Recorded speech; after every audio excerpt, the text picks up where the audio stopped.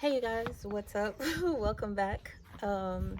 This episode we're going to be talking about gaining emotional mastery through relationships, okay? And the reason why I want to do this video is because I also have Gemini North Node in my chart. So before we even continue on, just to let you know, this is not only for people with Gemini North Node. This is for everyone and a little bit of lessons when it comes to relationships, okay? So thank you guys for joining.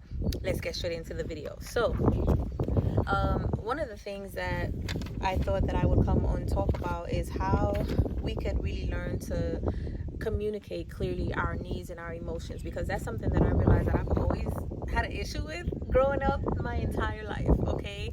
Being able to feel heard, being able to express what it is that I want without fearing that I would lose someone or fearing that I would lose an opportunity.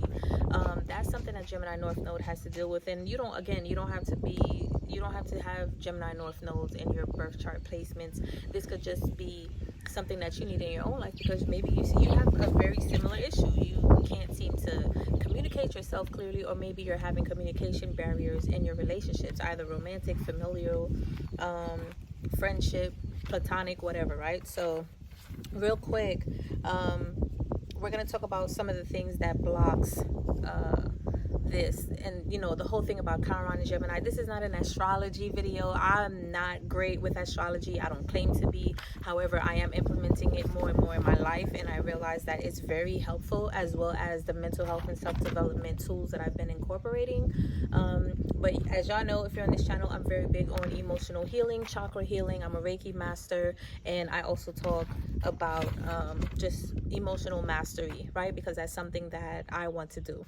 But anyway, so we're going to talk about this when it comes to dealing with communicating our needs clearly. This cat is always around me, so if I'm always looking down, also sorry about that, because last time it bit me. It was a little friendly bite, but it still bit me. Okay, a cat is still a cat. It still got fangs, all right? But anyway, I digress. So I have my book in my hand because, as you guys can see in my videos, I'm not really editing as much. You're getting the straight raw footage, okay? Because my Final Cut is acting up right now. So I don't want to use any more excuse to limit myself from doing the things that I know I'm supposed to be doing. And I'm just gonna go out and do it. So we're gonna get into some of the blocks, okay, real quick. The reasons why you may, or some symptoms that you may see that are happening in your life and your relationships, that is causing this, is probably because you're fearing being vulnerable, right? Because perhaps sometime in your past, maybe past life, or even just growing up, whenever you were vulnerable, whenever you spoke your truth, you were kind of like met with some type of shunning, or some type of, you don't know what you're talking about, or it's like, it was almost like a threat. Sorry, it's very windy too.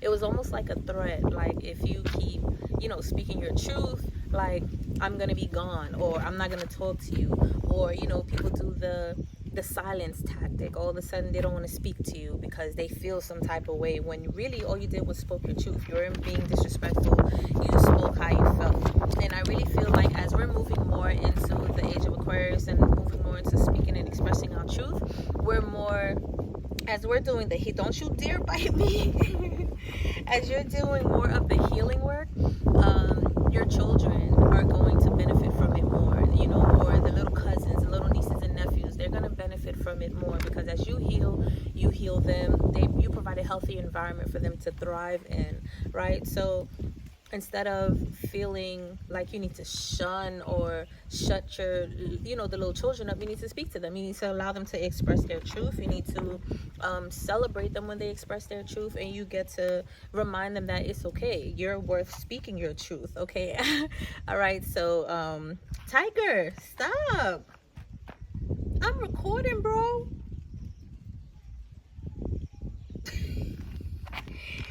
I'm so sorry about that. You get to honor them, and you get to hold space for them.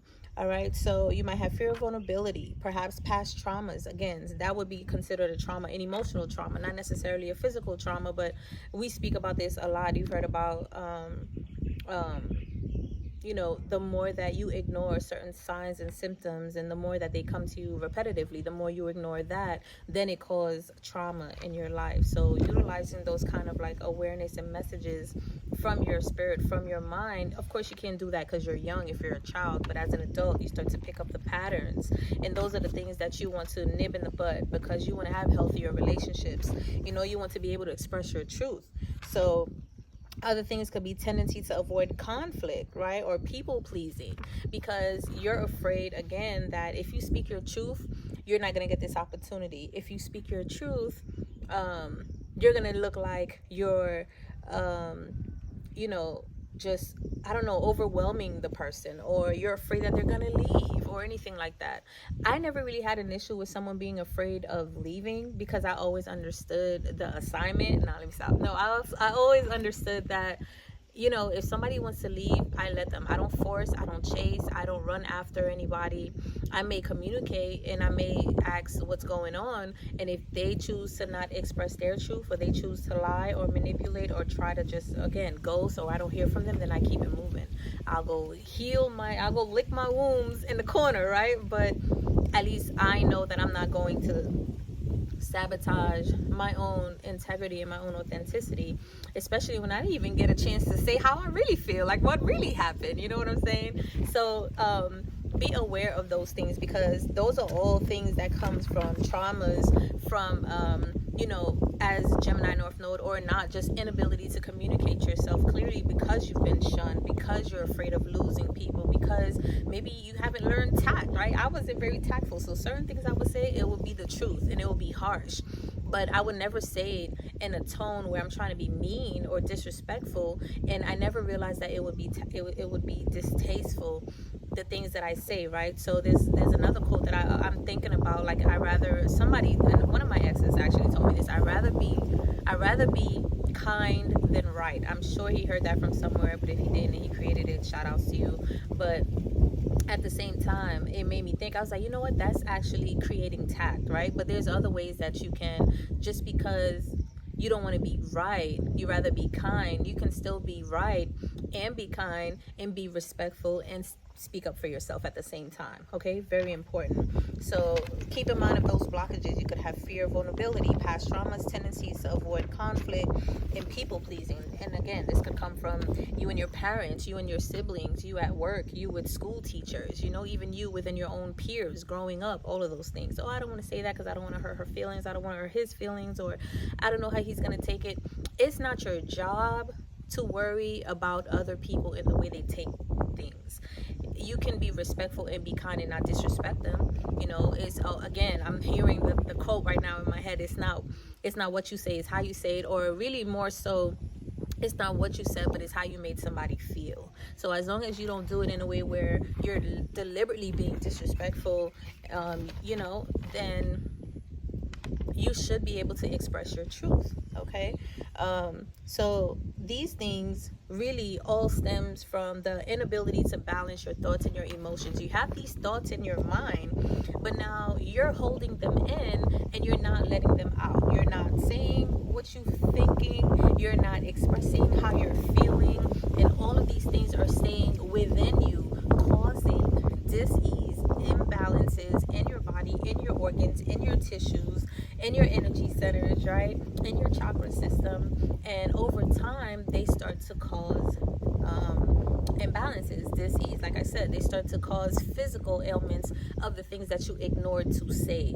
the feelings that you ignored to express. So this is why it's so important and it's so beautiful to realize the intricate dance of mind, body, and spirit, because it's all one indeed. All right, so moving forward, how is this impacting your relationships? Obviously, you're not going to be able to communicate your needs clearly, and if you're not communicating your needs clearly, your needs won't be met, right? Or if the other person is not communicating their needs clearly and vice versa, their needs won't be met. And this is going to cause a lot of issues, when really the more you go without communicating your needs, you're just creating a compound effect of like a big bubble bust that's about to happen in the next 3 months, 6 months, 6 years, because you've been holding it in. When as soon as you feel a certain thing, as soon as you think about it, you want to You want to do the inner work first, and then you express it out. And we'll talk about that a little bit later, okay? So yeah, not communicating your needs clearly, that could cause that could really impact your relationship. Now, the more that you do that, the more the relationship just doesn't seem real, the more it's inauthentic, the more perhaps you might start to pull away emotionally, or that person starts to pull away emotionally, because the connection is not there, because you're not even expressing yourself. That's why when people do certain things to you and you don't speak up for yourself, like the end of that song, SZA song, I can't think of it right now, when the grandma at the end was like, if you don't say nothing, they think you stupid. And that's because they're like, how do you not express yourself or speak up for yourself or say something when I'm deliberately doing something to hurt you, right? And I was in those situations a lot. I wouldn't, but what I would do is I would still walk away, and that may not be the best thing to do. And most times, and many times, yes, that is the best thing to do. I'm a big, oh, you want to fight? I'm out.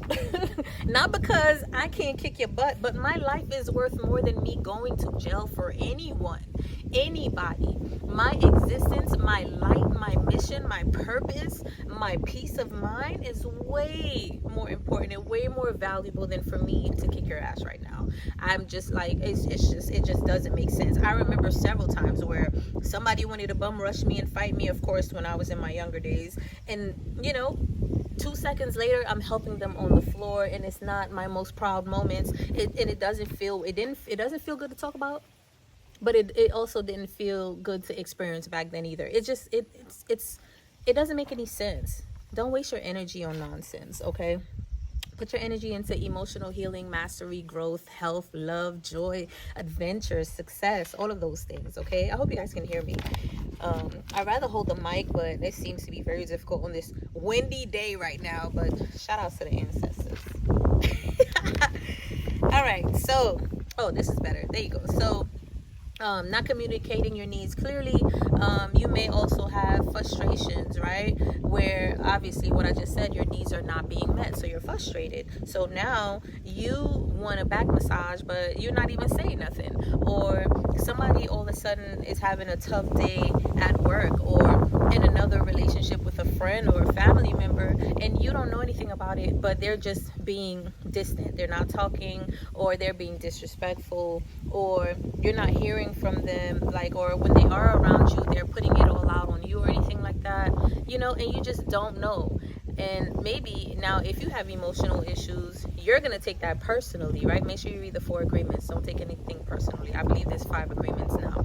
You're going to take it personally. So this is where you also have to do the work, because you don't want to take somebody else's shadow that they need to do the work on. But that person, and vice versa, if it's you get to also take the time out to do the work to clear that energy, so your loved ones don't feel the fate of what is going on in other situations and experiences, okay?